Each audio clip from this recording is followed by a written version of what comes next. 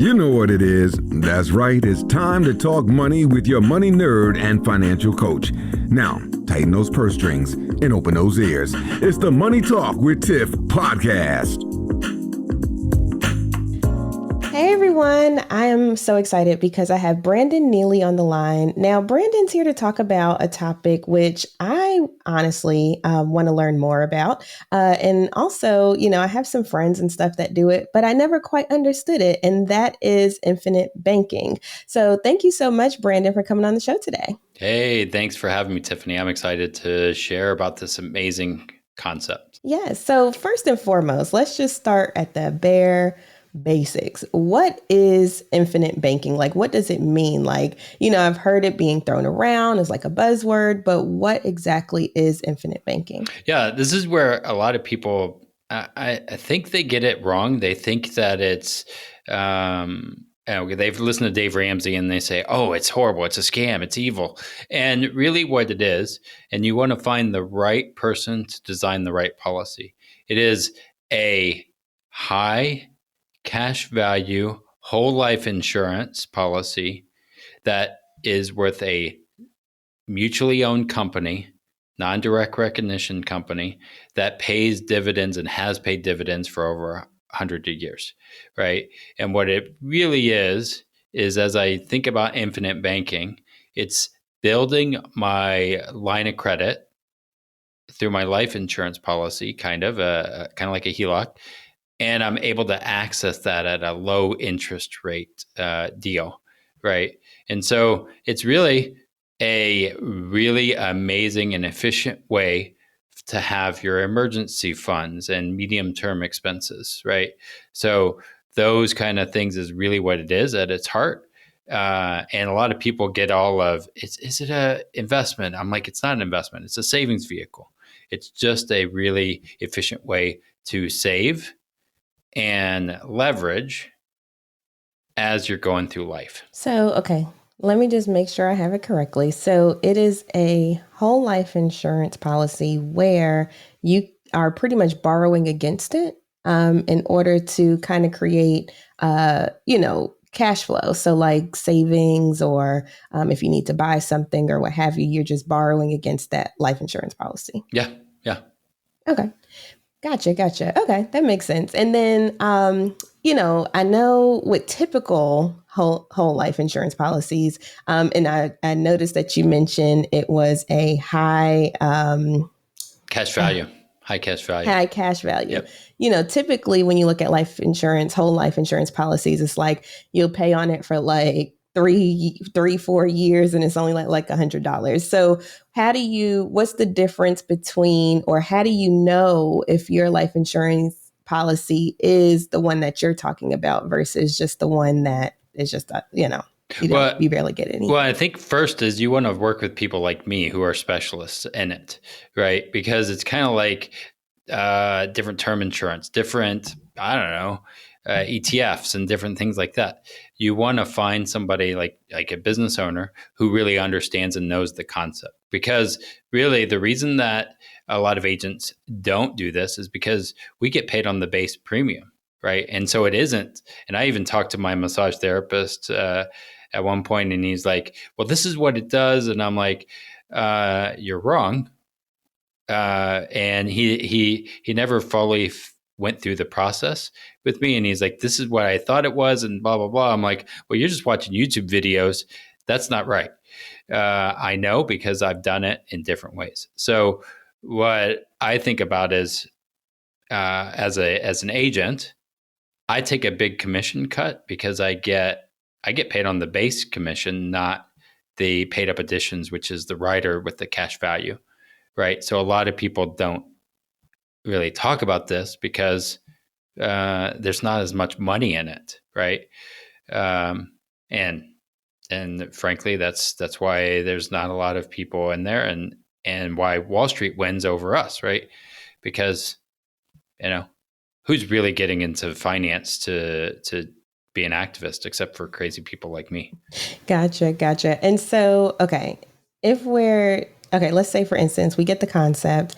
What can we use these funds for? Like, are there any drawbacks, or what have you used it for in the course of, how you've been using it? Yeah. So I will tell you, in my old business, I used to own a coffee shop. My biggest investment and my biggest risk was me, right? And so we were saving. We put $400 a month each into this policy, into two policies. And we used it to take care of high interest debt, right? Because what I tell people is it's all one wallet. You could make a great rate of return over here, but your credit cards are 25% over here. It's all one wallet, right? So I want to think holistically. And that's where when I work with my clients, I'm like, hey, I want to ask all kinds of things. It's not just a life insurance policy, it's how you use it, right? So I've used my policy to take care of high interest debt. Then they say is you're banking on yourself, right? I pay myself back instead of the banks, right? Kind of like instead of a HELOC, or you take the equity of your house and the house is the collateral. I'm the house, and so I take a loan against myself, right? I'm the house, and I'm using it for the stuff of life. I've used it for taking care of that. I had an emergency in my coffee shop that literally a flood happened. It sucked. I don't recommend having those kind of things happen, but it happened, and I needed access to cash real fast to overcome that obstacle. Was able to sell the business versus close the business, key indicator, because of access to capital on a quick, without having to go to a bank or things like that. I used it for 20% down on my house, and I paid it back, right? I self escrow, right? So everything is savings. I'm always thinking through future expenses, and I use my policy to pay my taxes, right? As I think through taxes. And then I used my policy most recently to buy an office condo. So I'm a business owner. I own these policies, right? Personally, I bought the building personally with part of my cash value of my policies. My business is now paying me rent, right? And I now have two assets happening, right? And it's also great for taxes because now I'm a real estate investor, right? And so I'm thinking strategically, holistically, but my cash value is at a low interest rate. At 5% simple interest, I can clearly, in this environment right now, I don't know what will happen in the future here as we are recording, right? But I know we're in a high interest rate environment. 5% simple interest is really good right now. Yes, that is excellent. Right. But I've been thinking about it long range, and access to capital is really what it's about. Mm-hmm, absolutely. And so I heard you say that for the policy that you have now, two of you all put in $400 a piece. So that's about $800 a month. Are these policies generally very expensive, or can someone get one, Yeah. within their budget if they don't have much? Yeah, I think that's subjective on what's expensive, right? Because when I started the $400 a month policy, that was a lot of money for me, right? And that's why doing the full financial analysis is so important. But now I'm in a different tax bracket, and I think about, Jeff Bezos. He might think what is expensive is very different than what I think is expensive, right?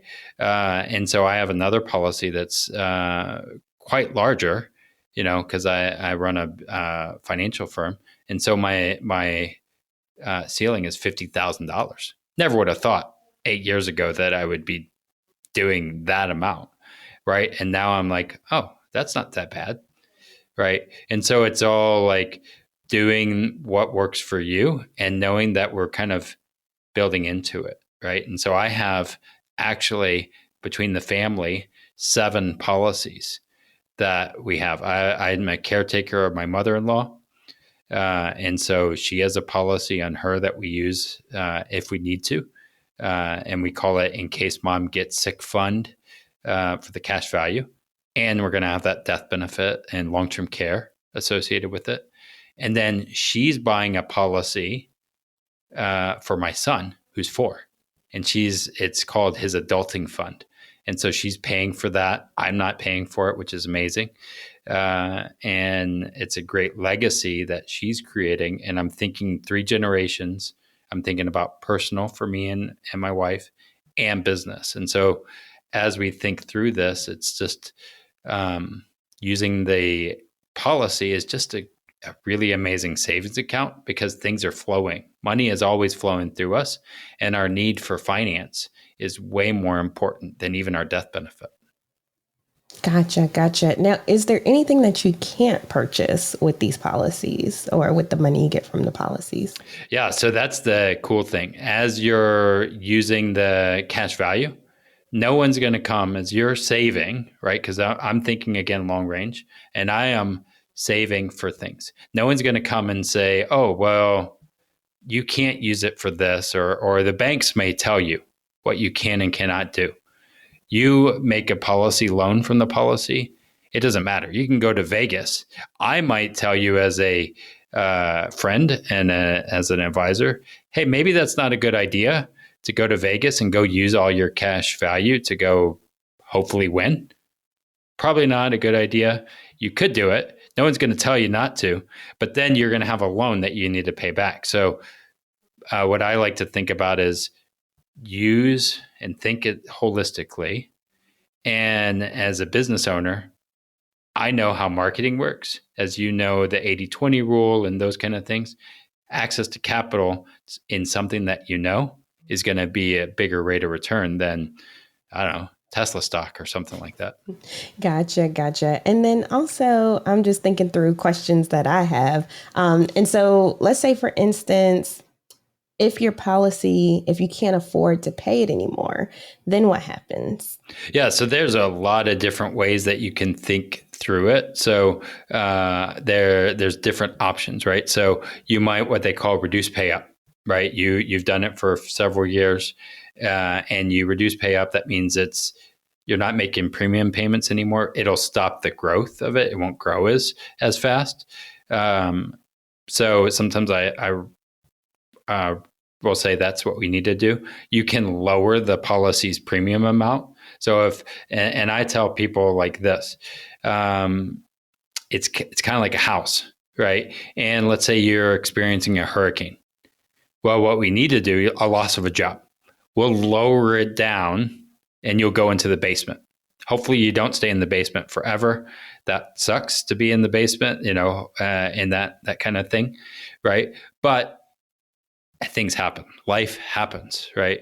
And so then you have access to cash, the emergency fund that you can still use to either pay the premium or, pay for groceries, right? Now, if you stop altogether, right, and you're not budgeting and you're not, eventually not getting a job, right, or something, well, eventually things just break down, right? So there's levers we can push to go down to the basement and ways to get up to the penthouse of the policy, right? And so I like to be in the penthouse, but I don't know about you, but business is not always up and to the right. Things happen. And so I like to have that flexibility in case. That's why you want to have a person who understands how the policies work and understands how business works, because again, owning a coffee shop, shoot, I definitely don't recommend, or if you like it, go for it. But it's a hard business. Yes, I can imagine. Okay, so I just wanted to make sure that people understood that there were options. If it becomes a time where you can't afford the policy anymore, there are options to kind of, keep it, but, adjust different things. So that's good. And then also, I wanted to ask, since this is your life insurance, if you were to pass away, then what happens? Yeah, so that's the cool thing, right? So it's as I'm accessing my policy, right? So here's the cool thing. my policy loan value, and I use it a lot. I use YNAB for budgeting, and I budget for my cash value. I think about, I just had an emergency flood, or not a flood, but a plumbing issue in my house. I can access the policy real quick if I need to. Not that I needed to at this point, but if something happened and I took loans out, which I do have, I just bought a office condo, right? So if I were to die, what they would do is just subtract that loan amount that I took from the death benefit. So instead of my wife getting $2.1 million, she gets $2 million in the death benefit, and the cash value, or not the cash value, the loan outstanding is subtracted. So then my wife doesn't have to pay the mortgage on that because it's done, right? And she got $2 million tax-free, right? That's pretty awesome in my case. And some people will be like, yeah, but you're borrowing the insurance company's money. I'm like, if you're borrowing it from a bank, what's the difference, right? I don't understand why that argument, but it'll be just subtracted, and my wife is now set for life. Unfortunately, I have to die for that, but But yeah, so I completely get it now, and hopefully the audience does as well. And just to recap, this is just another way you can use your finances. I have friends that buy hotels this way. So they'll pool their money with some other people that are doing infinite banking, and then they'll buy hotels and, all types of stuff. And so there's definitely quite a few people that do this. And thank you so much for educating us on this. And actually, just personally speaking, this is what happened with my grandma. She just passed away recently. So I knew the answer to the last question, but I just wanted, the audience to understand. And she had loans out on a couple of her policies. And so all they did was subtract the loans, and then we were able to get the rest. And so, it's definitely a thing. So thank you so much, Brandon, for coming on the show today. If people were interested in finding out more about the infinite banking concept, or just learning more about you, where could they find you? Yeah, you can find me pretty much everywhere. We have our own podcast and YouTube channel. If you go to Wealth Wisdom Financial, put that in Google, or put that in YouTube, or put that in, podcast platforms, you'll find us at Wealth Wisdom Financial. And if you go to www.wealthwisdomfp, that's financialpartners.com.